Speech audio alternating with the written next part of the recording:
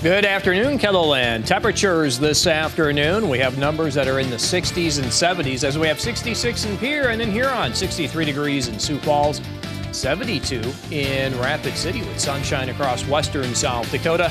Still following maybe a couple of isolated showers in eastern KELOLAND this afternoon as temperatures hit the 60s and 70s. More details on the KELOLAND Live Doppler forecast coming up as we begin midday in KELOLAND. Live from KELOLAND Media Group, midday in KELOLAND.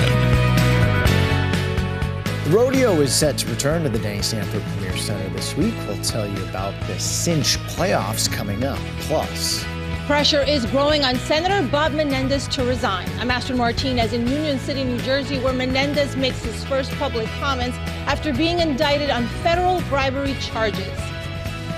Good afternoon and thanks for having us in. Court documents say alcohol played a role in a deadly shooting over the weekend in Yankton.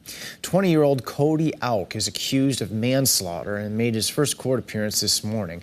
An affidavit says Auk went to the hospital with the alleged victim early Sunday morning and told emergency staff that it was an accidental shooting. When an officer arrived, he gave Auk a preliminary breath test, which came back at .189. Witnesses told investigators that Auk was showing off a gun and it went off when he was holding it. A Missouri man has been identified as the person killed in a motorcycle crash near interior South Dakota last week.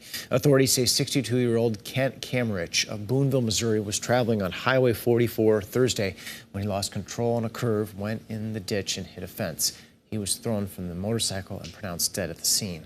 Authorities say he was wearing a helmet.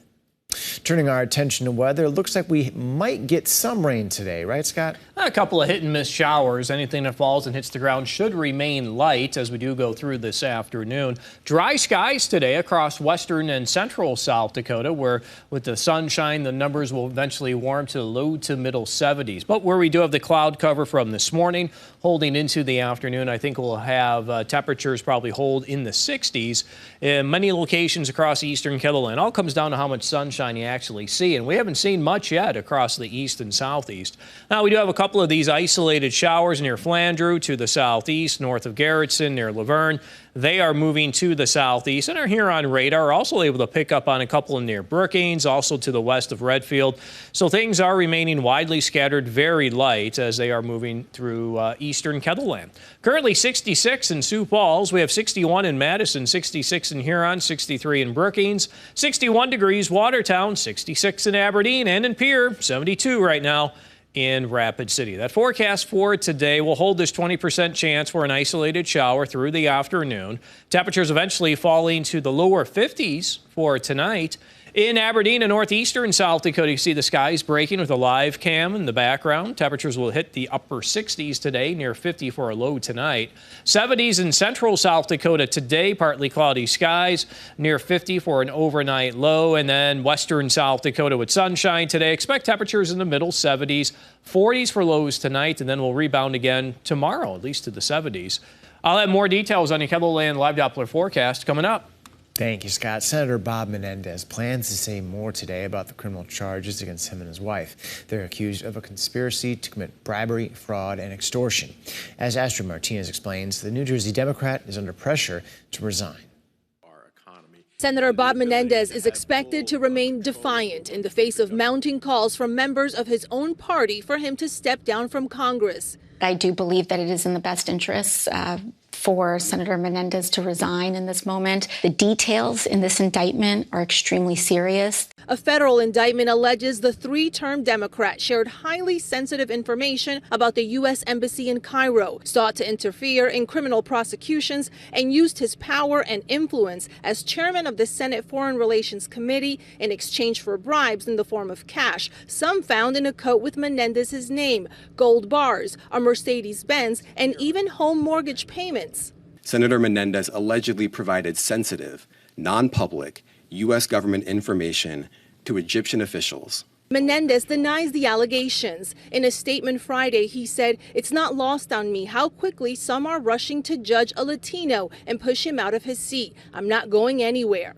New Jersey's Democratic Governor Phil Murphy is among those calling on Menendez to resign. He would appoint a replacement if that happens. Democrats in the Senate accepted his temporary resignation as chairman of the Foreign Relations Committee, but with a slim majority, most are not asking him to leave office. In terms of resignation, that's a decision to be made by Senator Menendez and the people of New Jersey.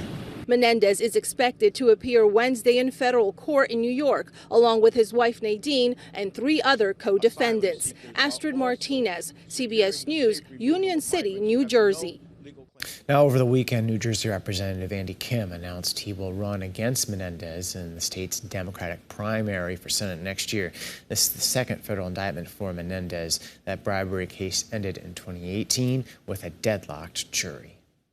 Back here in KELOLAND, the Premier Center is set to host the richest rodeo event in South Dakota history. More than $1 million will be up for grabs during the Cinch playoffs. The 3-day event, featuring everything from bull riding to barrel racing, starts Thursday, though the setup is already underway.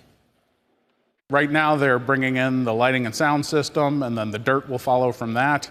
As soon as all the dirt is in and laid out, they'll start setting up the bull chutes and the time chutes. And then we'll start seeing livestock showing up Thursday morning. The Cinch Playoffs Governor's Cup is Thursday through Saturday at the Premier Center. We're going to tell you about the economic impact of the event tonight on KELOLAND News.